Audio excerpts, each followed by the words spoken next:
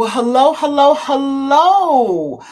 I am so excited about today's networking opportunity. We have some powerhouse women here to share with you today. I'm excited about the season that we're in. I'm trying to be positive about celebrating Women's History Month. Because those of you that know me, I have an issue with we get a month. Mm. No, we need to be celebrated every day of every year of every month. I see Rosa shaking her head, so I'm imagining you can hear me now, right? Okay. Yes, I can. Yes. Yes. Wonderful. So the two ladies that I have here today, I believe are going to really, really help to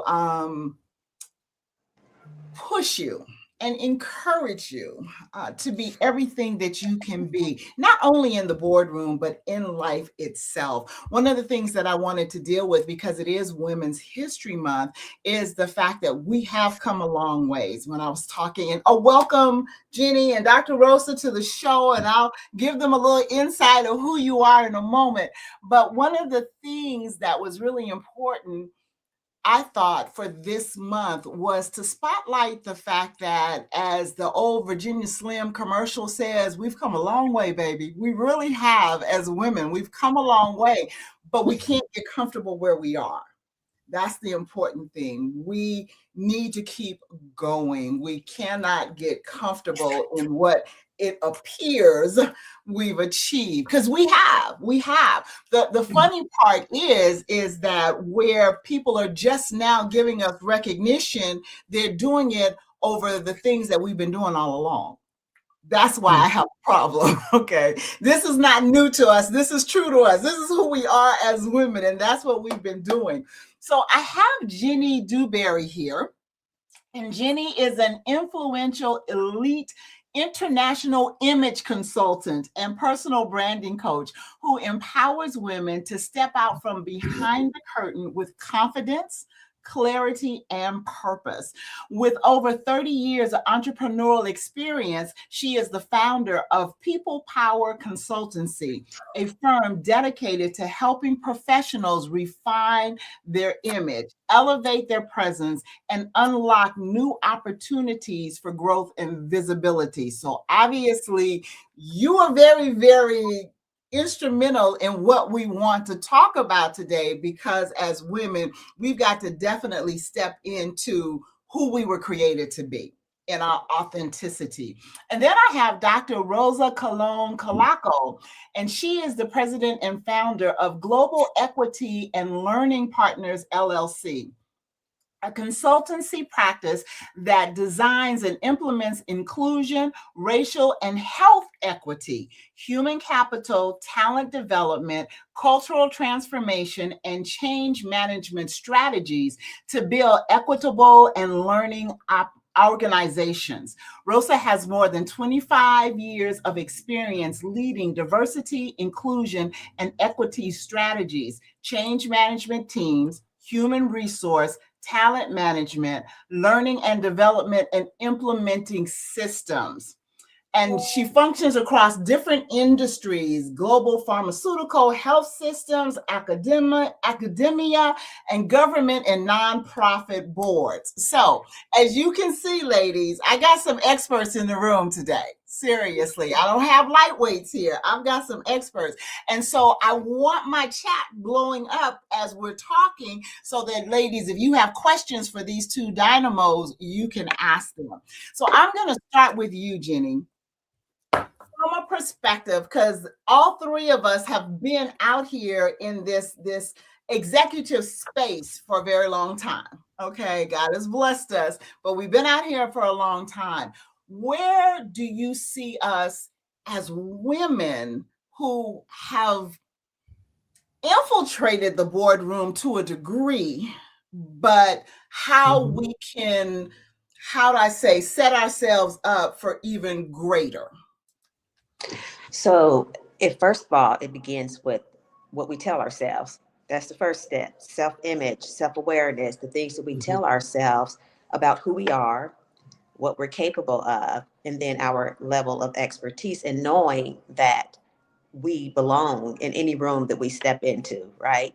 And then presence plays a huge part in the opportunities that we not only are given to us, but those that we allow ourselves to step into. We have to be clear about who we are. We have to know that we're worthy to step into these spaces. And then we have to be confident enough to own the spaces that we're in. You know, not stepping into spaces and stepping into rooms, adjusting to what's going on around us, but allowing that room to adjust to us. And that only happens with the sound, strong presence. I think that's the beginning to any growth, to any opportunities, and to just expanding and being embraced for one, and respected, and then your credibility level, you know, being seen as credible in those spaces. I love that. Mhm. Rosa? Yes, I think, Jenny, thank you for mentioning image. You know, sometimes we walk into a room and we tend to be even overconscious about our image versus believing in our image and That's believing who we are. And I think it started with believing that we need to believe in our greatness. That's one of the things I tell even my my family all the time, because if we don't believe in our greatness, others won't believe. But at the same time, we need to advocate. You know, one of the things that I've been reading a dissertation from a PhD student that I've been coaching right now, and the statistics about women. You know, 20% of the women population in the U.S. are women of color.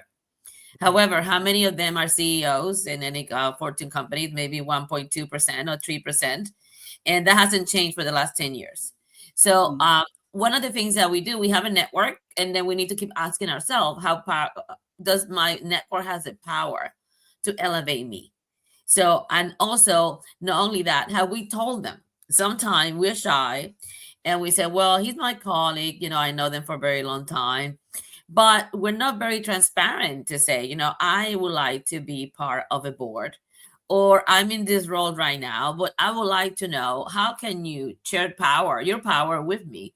Because according to everything you read about sponsorship, and I can talk more about that later, is that sponsors are people that have the power that we don't have, that can open doors for us, that can share that power with us and try to put it out there and give us visibility. But we need to ask. We're sometimes not very good at asking, something that men is normally very good at. You know, we just need to be very bold and say, you know, I'm ready.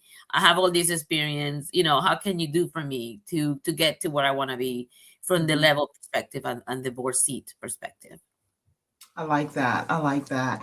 I opened up by saying that, you know, we're now just getting recognition for what we've always been doing. We have been the glue that made the corporations work for a very, very long time. However, we were silenced. It was like, as long as you were in a subservient position, let's call it what it is, and you were feeding whoever your boss was the information that they needed, they would take that information and they would go with it, and they would be promoted, and they would get all of these wonderful things. How do we, ladies, transition from feeling that subservient place is where we were meant to be? I saw a quote the other day that said, you were never meant to be on the floor. You were never meant to be on the floor. You were always meant to soar. All right. And I think, and I'm talking because the younger women, they don't feel that, because they know, you know, they've come into their space and their time after our ancestors, for lack of a better word, the women that have gone before us have paved the way. So they don't understand being in that position, because they just feel like they're entitled to it. It's like, that's the way it's supposed to be. But for our older ladies, the more seasoned ladies that have walked through that period of time where they were silenced, how can we help them understand the power that's in their voice and to use it without being that bull in the china cabinet, without trying to go out there and I've got to prove myself and I've got to do this and I've got to do that. But how do we help them just be authentically who they are? So, Jenny? So that's a journey.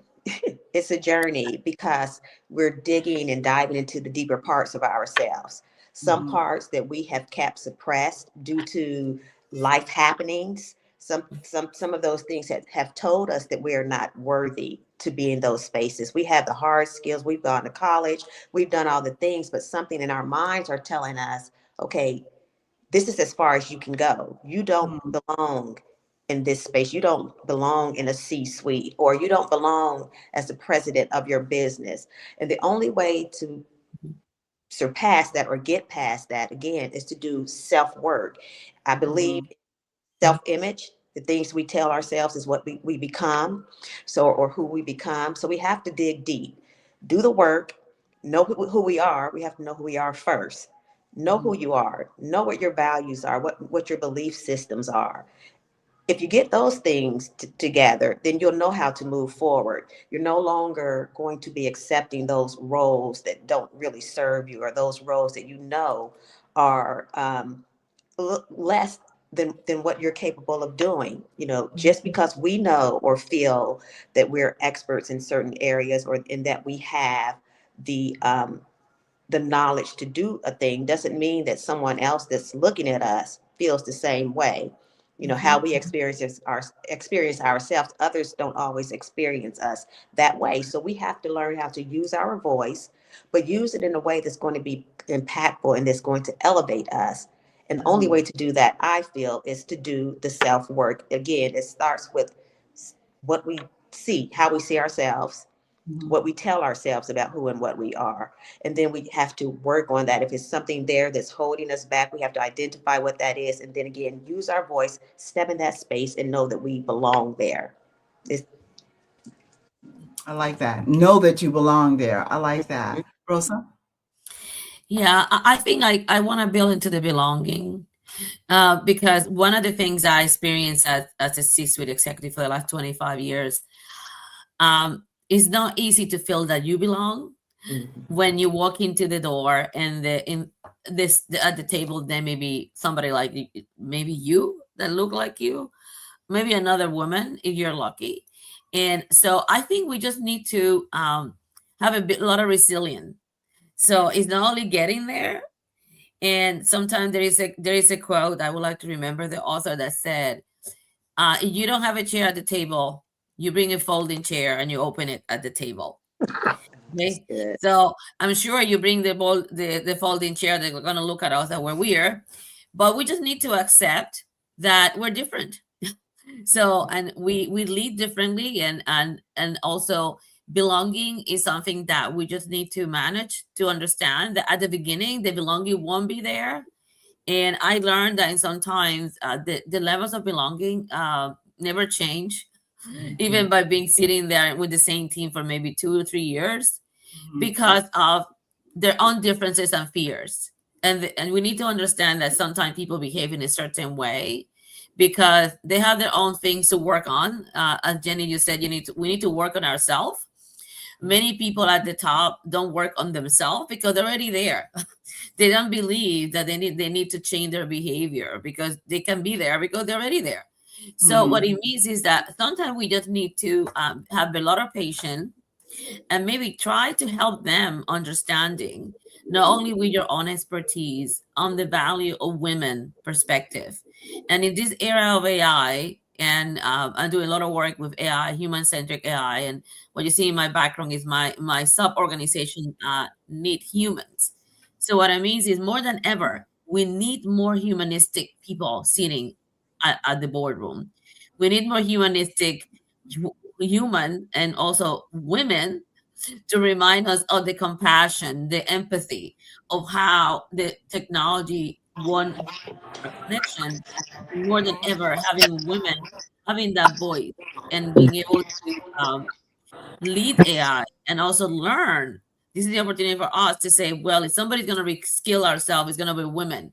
because we already have what is needed from the social science and social element of humanistic that we need now more than ever, that maybe men lack. So we should be going after that. I agree. There's another quote. You said, bring a folding chair. The other quote is, if there's not room for you at the table, make your own table. Correct. And there are times, and we're seeing more and more of this happen, especially after the 300,000 exodus of women happened last year.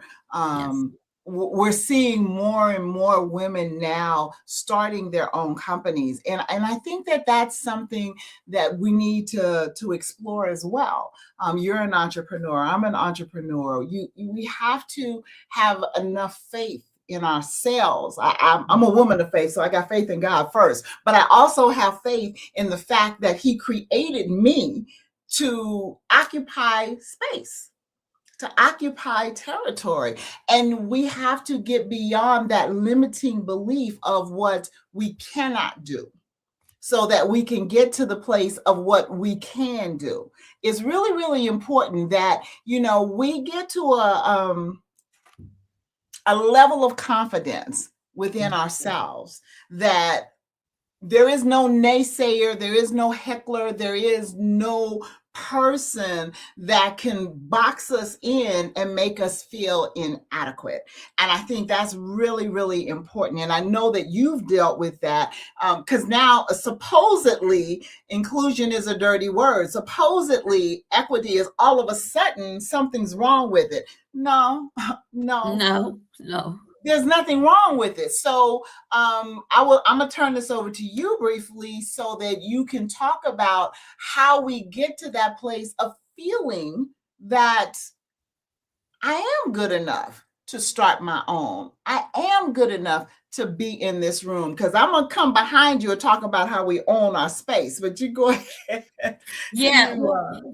I think we need to use data to remind people not only that it's not that we deserve to be at the table, because by having that mindset, what are we saying? That the men, or the majority of men at the table, are the only one to deserve it? We have always deserved it.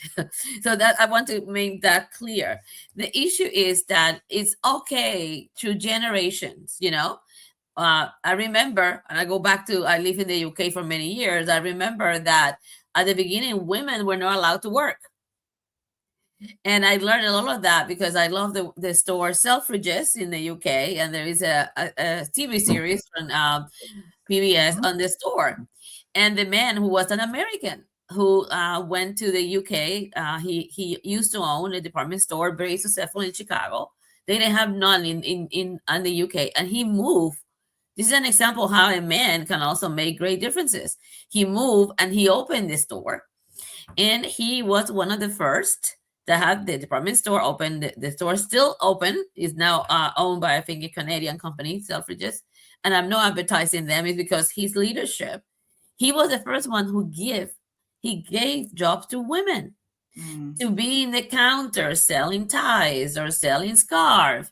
So what I mean is, we cannot lose faith in men. However, some of them are natural. Some of them are going to say women should be on this store, because they're going to be the one that will have a smile, that we welcome, going back to the humanistic side. So he became, famous, and that's why they had the PBS documentary. So what he said is, we can use that example. His store had never become what it became without women. Right. So now what we need to do is, in our country now more than ever, many women who left our job market is the women of color, when they're 20% of our U.S. population. So you think about it, if people don't want to talk about equity, we need to talk about fairness. So how come when they're almost the majority, and according to the statistic, when women get representation higher, we can access a GDP up to 2.1 trillion. Demonstrate that when the woman is there, products are designed differently. Experiences are defined differently. We change differently. So what I mean, sometimes they need to see it to believe it. In that case of my example with Selfridges, he he knew that that was the way to go. For Mhm. those that are no believer, we just need to have data to share with people. For example, the statistics, how many are women. Looking into your customer satisfaction. Your customer, always go to the C-suite. I remember I was in a snack company. Their name will be, private for everybody here. But I remember walking in there. There are only maybe one woman on the C-suite. And when I start my talk. I talk about, I'm not here to talk about inclusion. I'm talking about your business. I want to talk about how selling where you're selling. If you don't tap in the Hispanic population and the flavors they like, you're not making money, or somebody else already. So what I Mhm. did, I brought products from the competitors. And I said, look, this is your competitors targeting things for Mhm. Asians, for Hispanic, and you Mhm. don't have much of that. So Right. women tend to see these things naturally. Men maybe are more left brain, looking into data, but not necessarily into. Everything is about connecting through emotions. Okay. Mhm. And that's the Mhm. idea of the New Humans movement, meaning that the humanistic is about, it's not only about, you can say, well, humanistic is social. No, no, no. It's about money. Because through humanistic, you can design product people will connect with. You can also have connection with those people through your advertising, through the words you use. So we just need to emphasize that the way that we can not only get at the table, but stay there and ask for people to see that they need more is Mhm. by having a good dialogue with people. And sometimes maybe in the elevator, it can be on a train station, sitting on a train. Is that sometimes we connect with people, we meet people, and we start conversation that can be funny sometimes, but sometimes you can say, what is your business? I can tell you what is my business. And they start saying as a woman, this is the thing that I bring to the table when Mhm. we are developing these kind of strategies in organizations. I believe that we as women, we bring balance.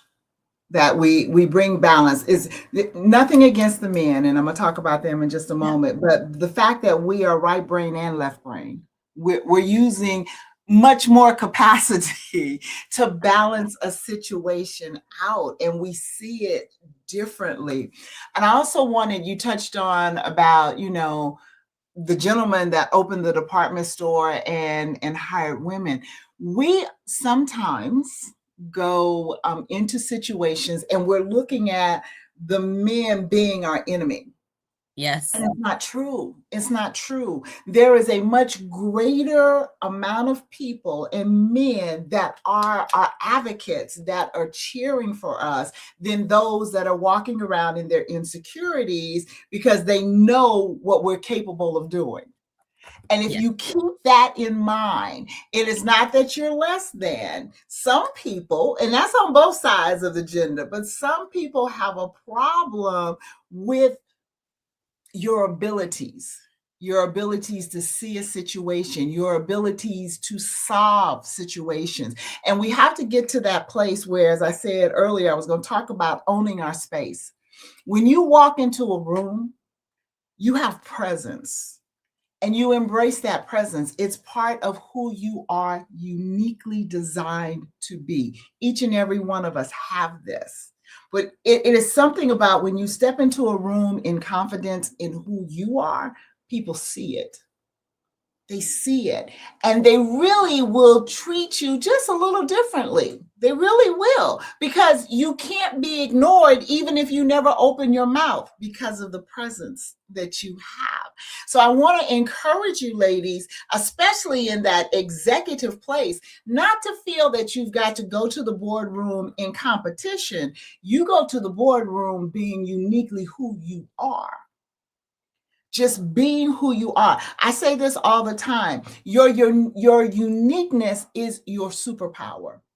We were not created to be Stepford wives. We were not created to align ourselves with everybody else and do what everybody else is doing and look the same as everybody else looks. And be uniquely who you are. And that will open doors for you in itself. Because when you are confident, this is one of my things, and I teach my lionesses this all the time. When you value yourself, when you recognize the greatness that you hold, you will never, ever let anyone devalue you again. It starts with you. Once you value you, you won't accept being devalued from somebody else. And again, that doesn't mean being an angry woman. That doesn't mean being loud and boisterous. That just means I am not going to allow you to put me in a space that I don't belong in, because I know my worth. I know what I bring to the table. And it's your loss if you can't see it. Seriously. So from your perspective, Rosa, because you have said, Rosa was just my guest on the Lioness Show, Unstoppable Lionesses, last week.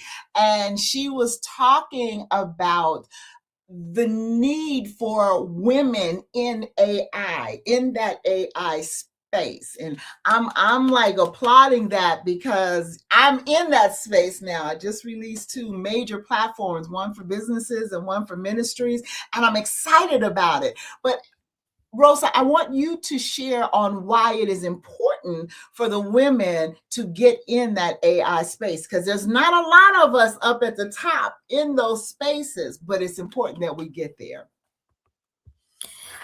Yeah, well, I think I wanted to go back to what you said, and I always remember when I went to London to live and work, and the idea that people were telling me, well, we don't even know where your country is. I'm originally from Puerto Rico and Latina, and people were like trying to make me feel that you don't belong there, that I was not deserving to be there because I was not European.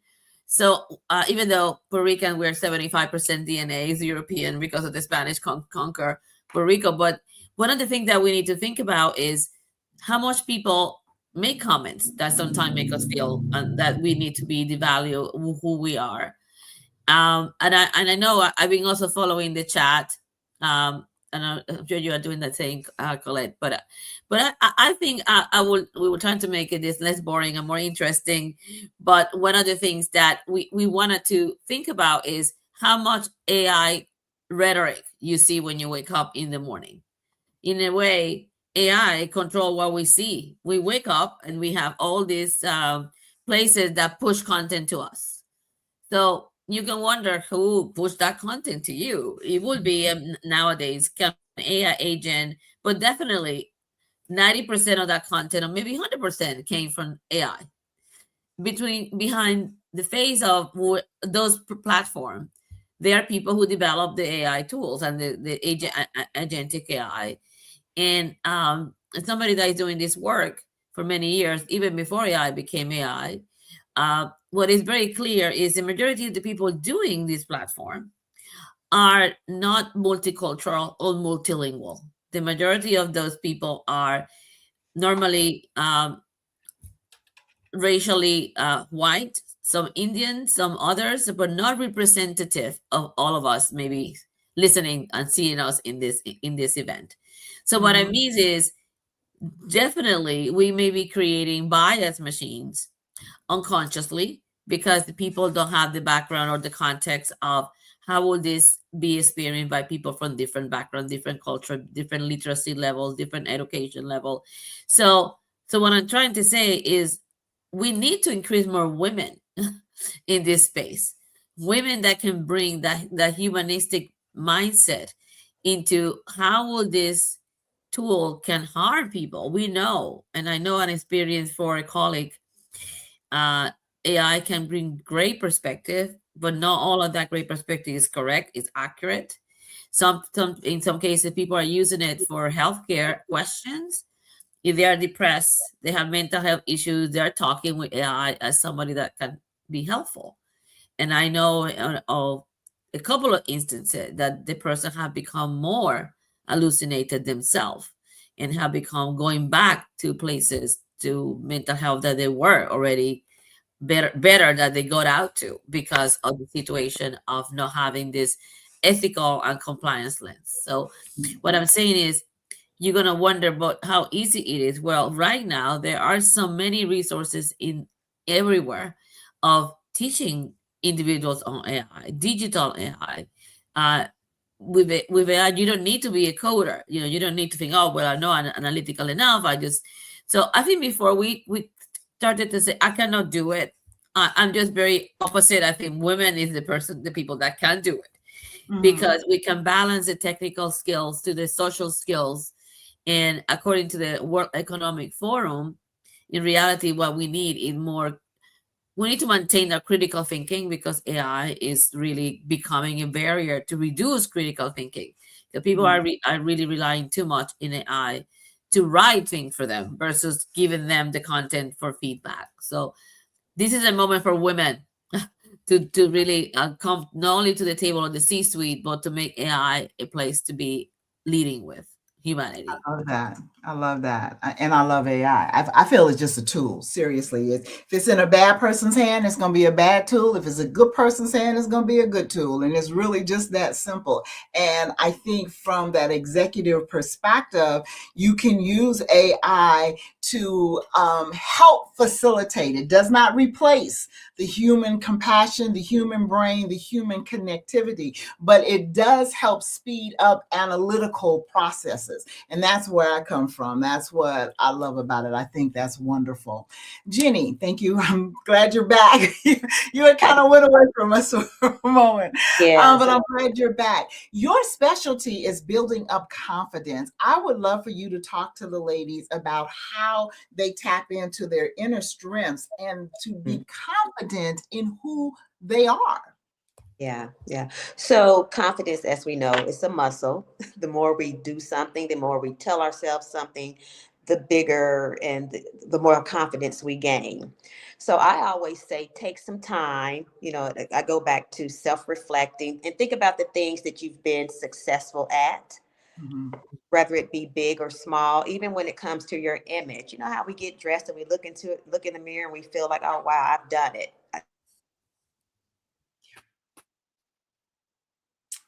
Oh, you froze on us. Yes, you may have some issues with the Yeah, Wi-Fi. That sometimes it's so right, unpredictable. right. And the weather out there has been crazy. Just to make sure, there's a lot of wind storms. I don't know. I know we've got people here from I saw Canada, that. I saw storms. I was like, I have to other fly to Chicago places. So tomorrow. I fully I don't want no understand. snow, please, no snow. We're back. I don't know what's Okay. going on. I can hear you, Jenny, but I can't see you. Oh, she's gone. Okay. We're going to come back to that confidence piece, though, because I think that that's really, really important, that we are confident in who we are. I think what's also, I think she's back. There she is. Okay. There you are. Not sure what's going on here, but I am back. That's okay. That's okay. Go ahead. Finish your thought on confidence. So I was just saying that the more we do something, and the more positive self-talk we give ourselves, that builds our confidence. And again, we have to do those things repeatedly. And think about situations that you've overcome.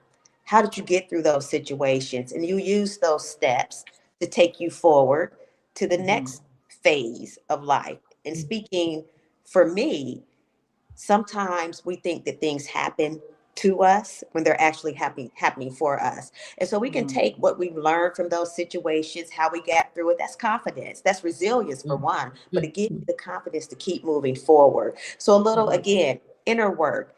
Think about those things. Think about how you can repeat those steps that gave you that courage to keep moving forward. Think about when we're looking in the mirror, we get dressed and we're telling ourselves these wonderful things about ourselves. Well, take that moment and carry it with you throughout the day and think about and notice rather how that changes not only how you see yourselves, but how others see you too, and embrace you and accept you.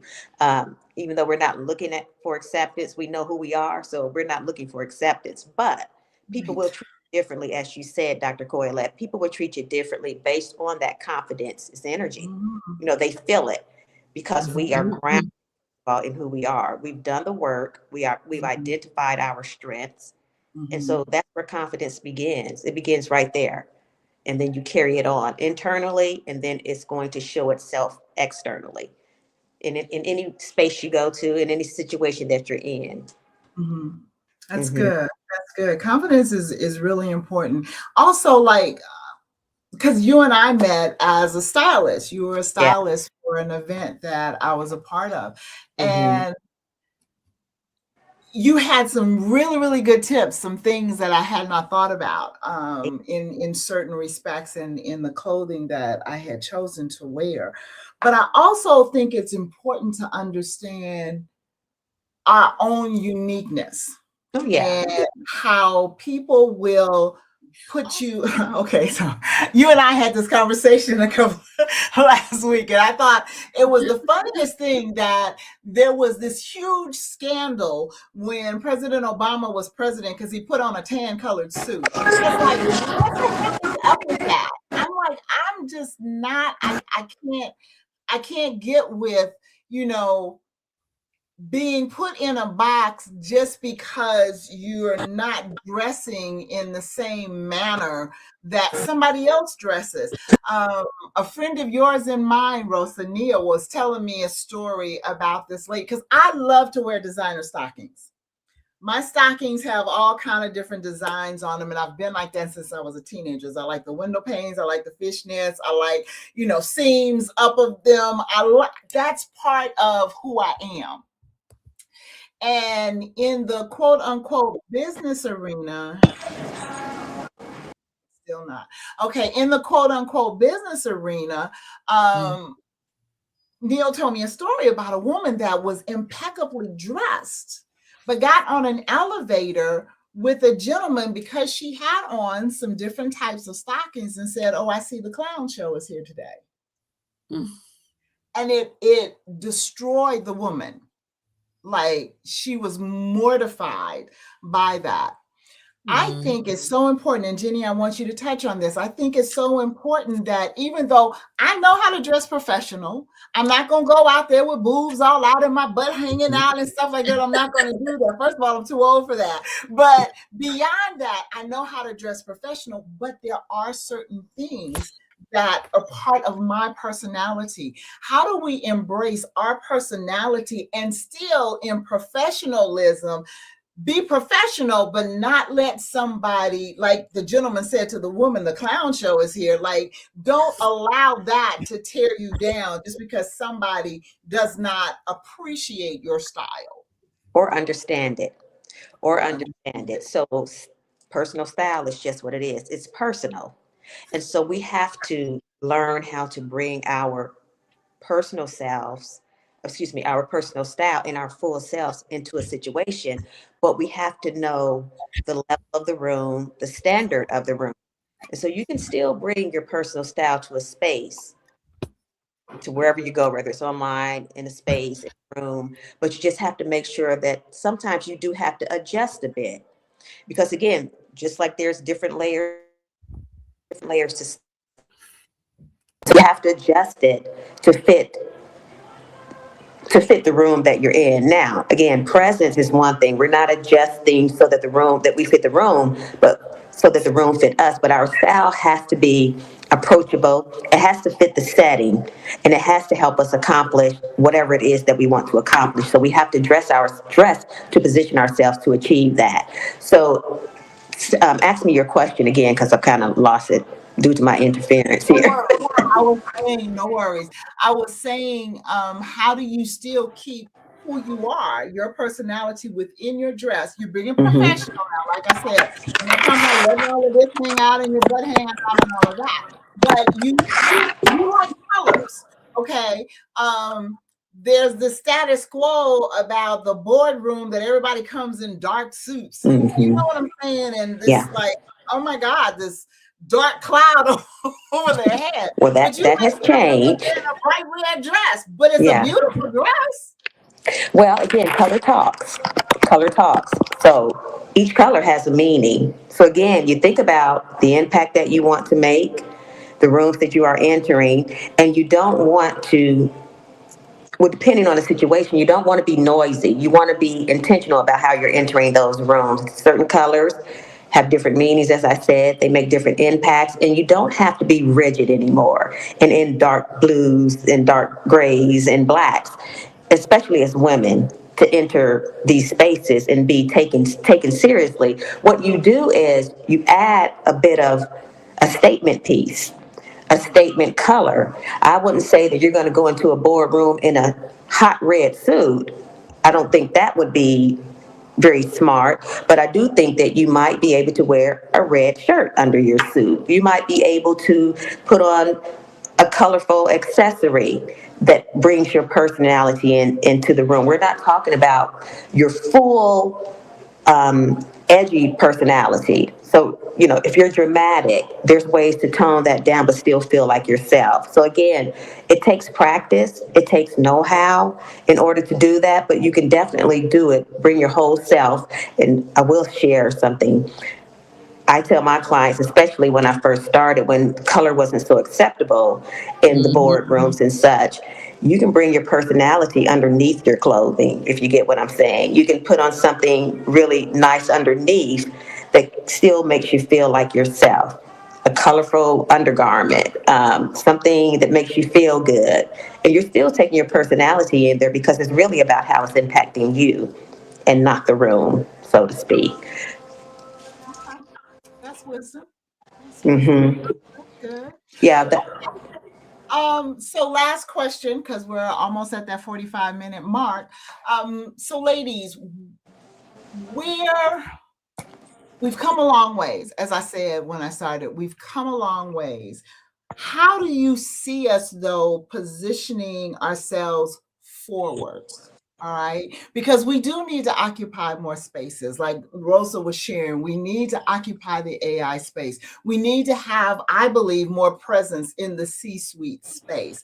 How do we press forward to occupy more territory? Basically, we've got the intelligence to do it. We've got the tools to work with it. How do we position ourselves to push forward into it? And I'm gonna start with you, Rosa. I think we need to leverage the new technology to do that. Because there was a woman who made an experiment in LinkedIn. Actually, this is very relevant. I will be fast. She changed her gender for men in LinkedIn to see what happened.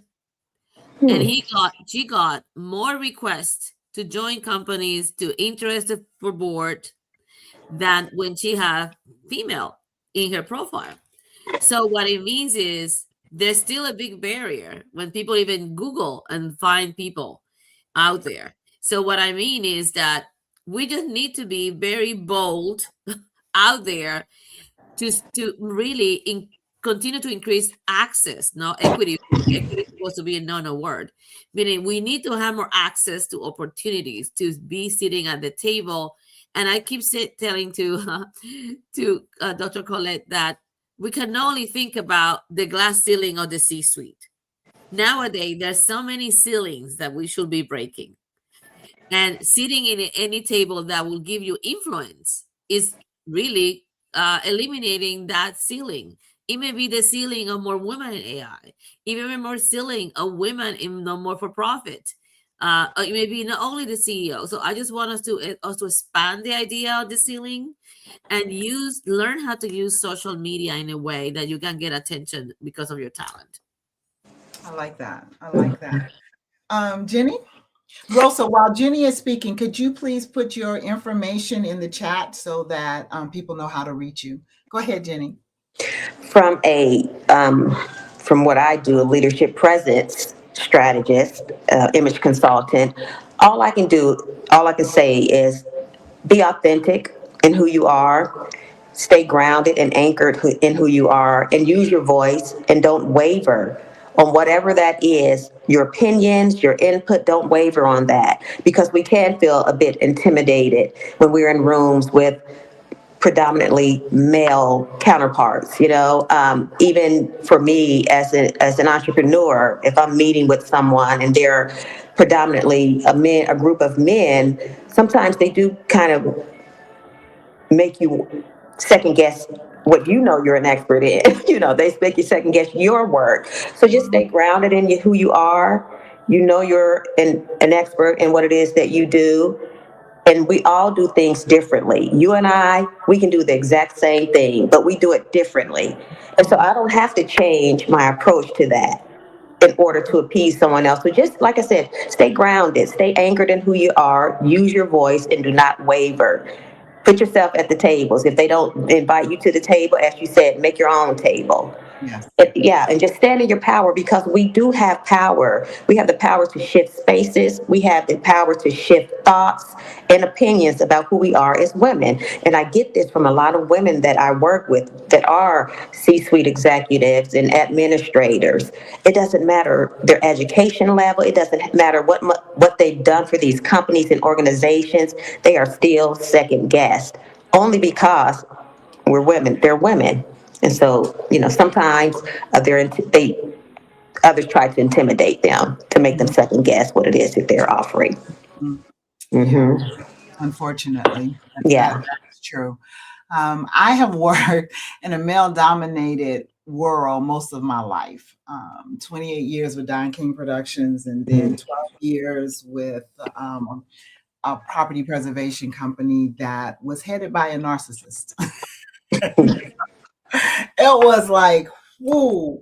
But at that same time, in both of those settings, I had to know who I was. I had to know what I brought to the table. I had to know my worth. Yeah. Okay.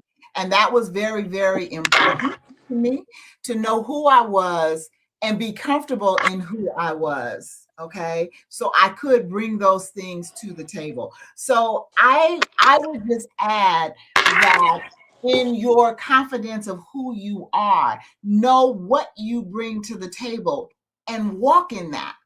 Walk in that. Make sure that when people approach you, they're getting the authentic you, so that they can make their determination based on who you are, That's right. who you authentically are. Seriously, I think that's really important.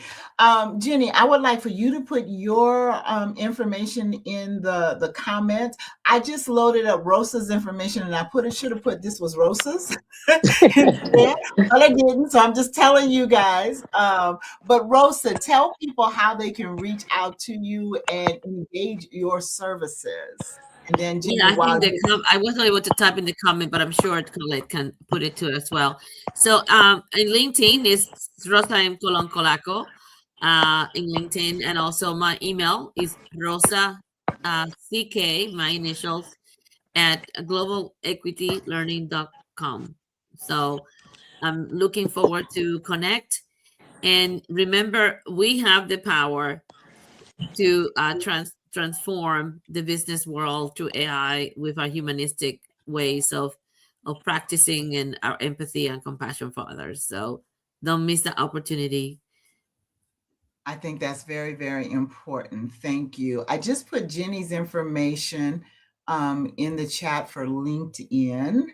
And hold on, Rosa, I'm going to grab yours and put it in there as well, because we've got people tuning in from LinkedIn and YouTube. So for the YouTubers, I want to make sure that they can reach you as well. There's Jenny. Jenny, you keep running away from us. What's happening here? I'm in a strange place. So I'm like, she just keeps running away, Lord. So Jenny, tell people, I put your LinkedIn link in the chat, but please tell people how they can reach you and the services that you can provide for them. Sure. So you can visit my website. It's peoplepowerconsultancy.com. My email address is info@peoplepowerconsultancy.com. So I help speakers, entrepreneurs, women in leadership become more visible. I help them to align their insides with their outside. I always say make your insides match your outside, but I help them align their internal messaging with their external messages so that they are, again, more visible, they're authentic, and they're more confident in how they show up, whether it's on stage, in a room, or on a Zoom. I love Thank it. you. I love it. Well, ladies, I thank you so much for coming and sharing. If the ladies that are watching, if you guys have any questions for the ladies before we sign out, please put it in the chat and we will address it. But if not, then I think this has been really good. I'm grateful, as I've shared. I do have a problem with just being honored for one month. I have the same problem with Black History Month too. So anyway, it's just me, y'all. That's just me, okay? But I am grateful that we are being celebrated. I need to say that. I am grateful for the strides that those that have gone before us have made. And the fact that I've been out here in this workforce for over 50 years, I know the difference. I know the difference from when it started to where it is now. And I can only imagine what my mother and my grandmothers had to encounter. But I came from that strong African American Black woman family, right? And so my mother was like, she became her own entrepreneur very early in life. And stayed with it all the way through life. And so that's why I'm really passionate about women stepping out in that entrepreneurial field, not to feel that we are limited just to work for somebody else, because we're not. We're not. We have the capability to do whatever we need to do to step out there and to be who we can be. I'm going to close with this because I don't see any questions, but I'm going to close with this. If you be who you be, you will do what you do. All right? Be who you be, you will do what you do. So be all that you know yourself to be, and you will accomplish great things. All right. Thank you, Rosa. Thank you, Jenny. Thank you, Thank you, ladies, for everybody. joining us. Yeah, this is great. Just let people know they can watch the replays on LinkedIn and on my YouTube channel, which is Kingdom Influencer Life. And we'll see you next month. Go Have a See? great women. day. Bye. Oh, yeah. Go women. Go, Go go, Go go. women. That's right. Take care.